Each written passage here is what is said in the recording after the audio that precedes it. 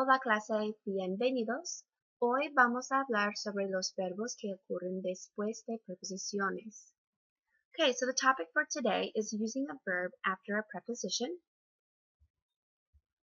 There is one rule to remember when using a verb after a preposition, and that is to keep the verb in the infinitive form, no matter what it sounds like in English. Okay? Let's take a look at this example. Antes de comer, me lavo las manos. This means before eating, I wash my hands.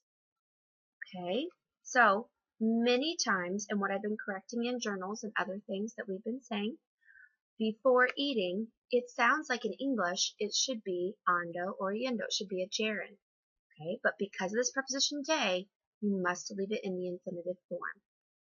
Okay, so again, if you have a preposition, the verb that comes after it must stay in the infinitive, regardless of what it sounds like in English. Okay? And just so you're sure, you're clear, there is no exception to this rule. Let's take a look at a list of prepositions and prepositional phrases that I would like you to learn for Chapter 3.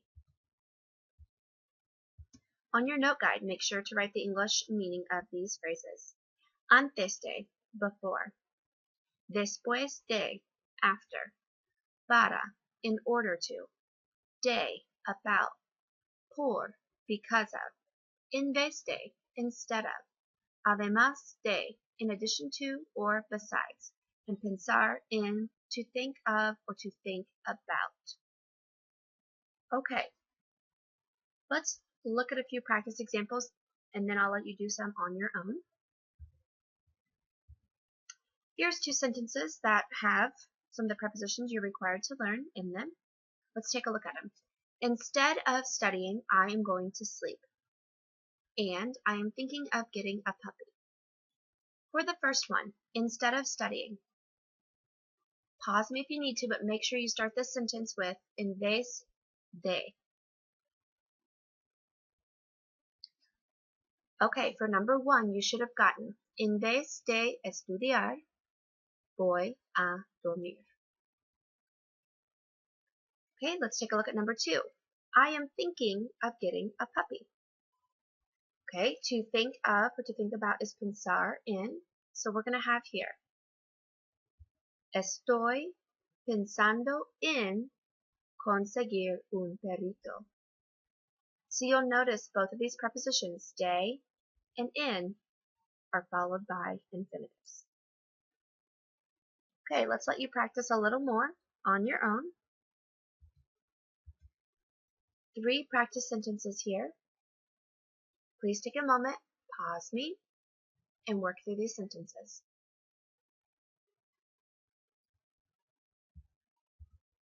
Okay, repasemos. After eating dinner, I washed the dishes. Después de comer la cena, lavo los platos. Okay, your preposition, de here, caused the infinitive comer. Number 2, in order to receive an A, you need to work hard. Para recibir una A, necesitas trabajar duro.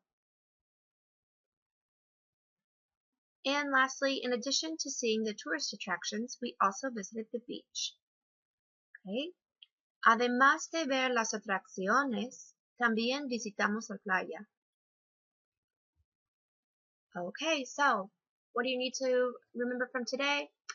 That list of prepositions, some of those are new for you. Okay, make sure to study those. I'll include them in our vocab flashcards. Okay, and then anytime you see a preposition, common ones like de, in, por, para, okay, you need to use an infinitive regardless of what it sounds like in English. Okay, if you have any questions, please write that down on your note guide.